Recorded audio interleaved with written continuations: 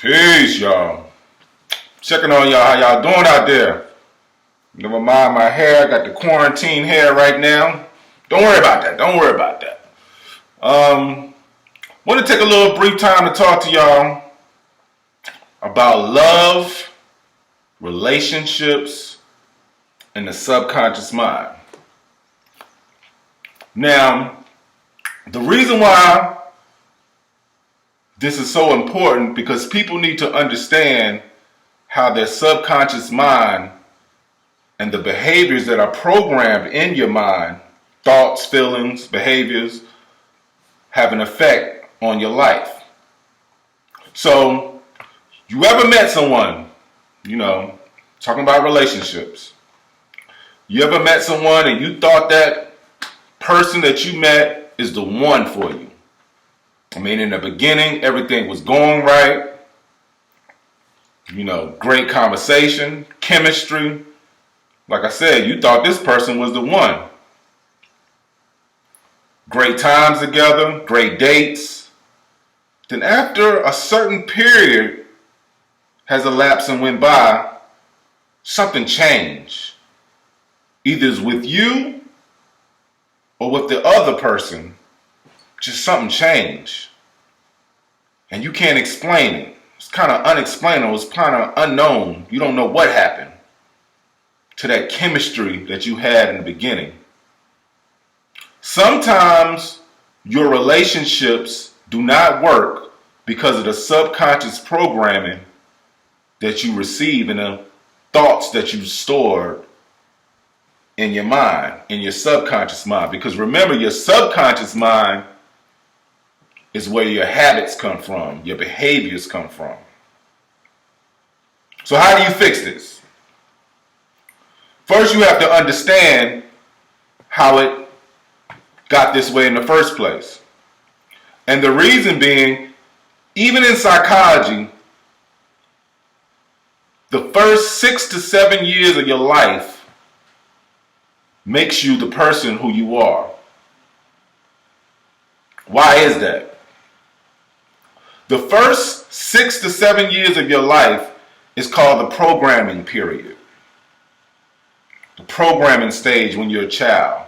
This is the stage of super learning. You're learning how to adapt to this world. You're learning your environment from your family. You're learning, simple things that's going to go with you for the rest of your life.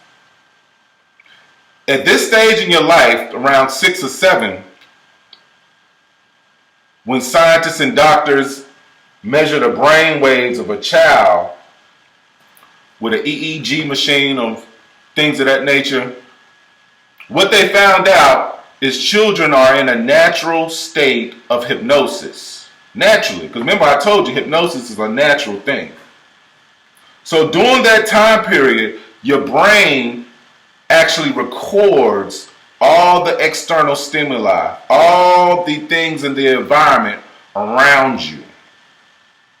And these things that are stored and programmed in your mind stay with you for the rest of your life, from the age of 0 to 6. Now, during this time period, as a child, we can do what? Very easily. We can imagine, we can pretend very easily. Because like I said, you're dealing with your subconscious mind. So if you receive any negative stimuli, maybe some adults was arguing, maybe you saw some violence looking out your window, maybe you saw something that traumatized you, it's going to stay with you and be recorded and stay with you for the rest of your life. You might forget about it. Because how many of us remember everything that happened to us from the time of 0 to 6? See, like I was saying, you're in what we call the theta range state. There's 4 main brain waves that scientists talk about in regards to what I'm saying to you. You have your beta, which is like just consciousness. You have your alpha, which is a light state of relaxation. You go in and out of beta and alpha throughout your day. That's why I say hypnosis is actually a natural thing. But the deep state of relaxation is what you call theta, which is right before delta. Delta is where you get sleep from.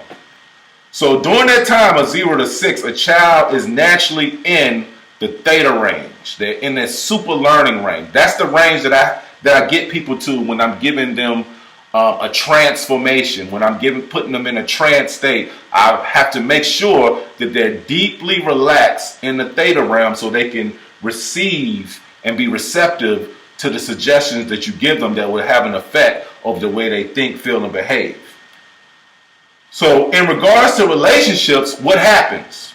Like I said, you met that person, you thought they was fantastic, you're attracted to them, the chemistry was there, but something happened. That subconscious programming kicked in.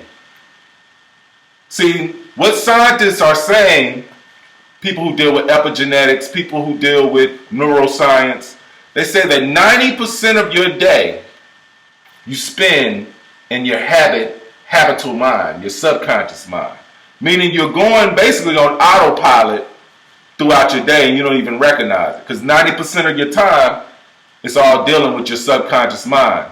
So if you have negative thoughts stored in your subconscious mind or negative behaviors stored in your subconscious mind, that's what you're going to exhibit on a daily basis. And a lot of it comes from your childhood. So how do you combat being in your subconscious mind for 90% of your day? The way that you get out of that subconscious realm that spends 90% of your time each day is being in a state of mindfulness. See, when you meet someone new, and it's a new relationship, you don't know this person, but you're infatuated with this person, it's new, that's the way to put your mind in a mindfulness state naturally. It's nothing you have to do. You're thinking about that person, you're calling them, like I said, it's a new love in your life, it's a new love interest, you think this person is the one. So you're in a state of mindfulness. You're no longer dealing with the subconscious program that you was once dealing with. But that has what we call a honeymoon period. That has a time limit on it. It's different times for different people. But once that subconscious programming kicks in, if you haven't cleared and healed from the things that were stored in your subconscious mind all the way back from childhood, it's going to have an effect on how you treat people, how you deal with people, your respect for others, and how you conduct yourself in a relationship.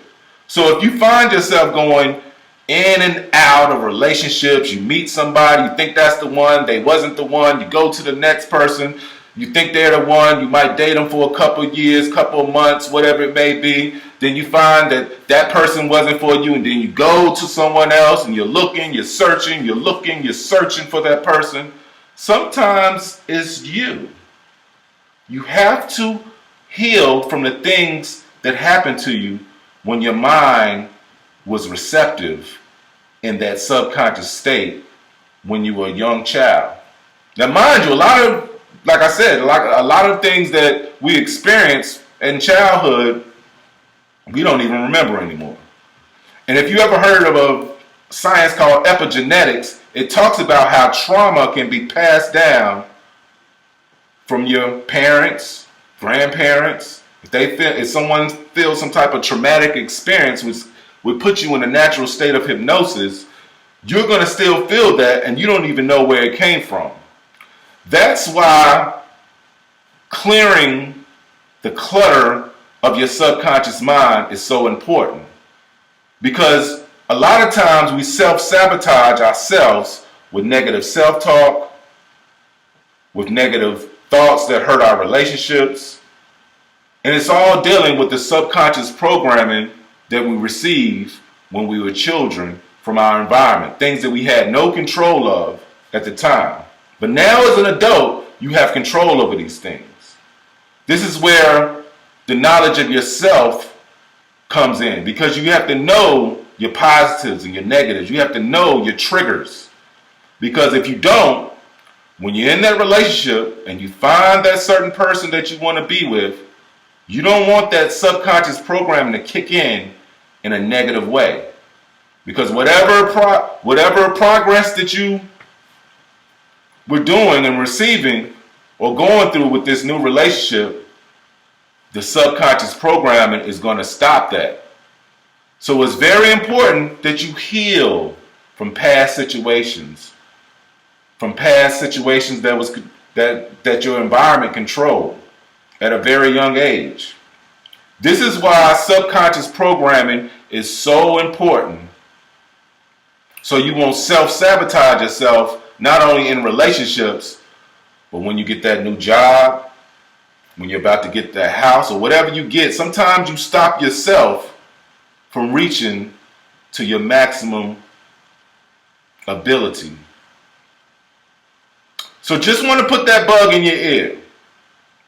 Love, relationships, and the subconscious mind, like I said, is your habit mind. If you want things to go the way you want them to in your life, especially in regards to relationships, you have to heal the subconscious mind. And on that note, I say peace.